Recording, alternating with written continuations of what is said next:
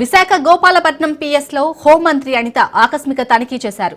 CC కెమెరాల నిర్వహణపై హోంమంత్రి ఆరా తీశారు. రికార్డులను పరిశీలించి రౌడీ షీటర్ల వివరాలను అడిగి తెలుసుకున్నారు.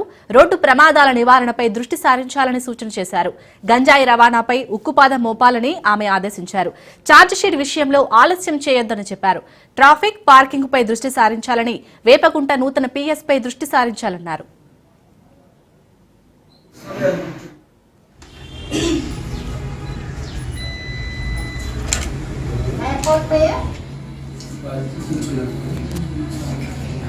Yeah, please. Carry on, sir. Carry on. Just ఉన్నాను కదా జాయిన్ అయ్యాను. Okay sir, okay, thank you so much, thank you.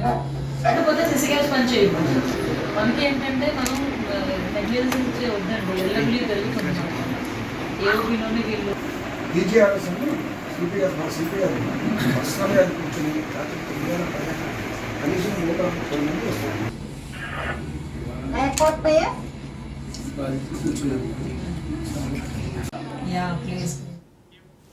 Visakha Gopalapatnam PS లో హోంమంత్రి అనిత ఆకస్మిక తనిఖీ చేశారు. సీసీ కెమెరాల నిర్వహణపై హోంమంత్రి ఆరా తీశారు. రికార్డులను పరిశీలించి రౌడీ షీటర్ల వివరాలను అడిగి తెలుసుకున్నారు.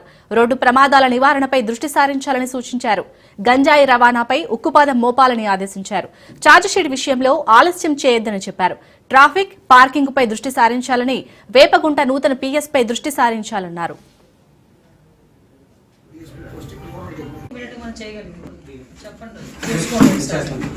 ఛార్జ్ షీట్ ఎక్కడ డిలే అయినా కూడా ఇబ్బంది పడిపోతాము.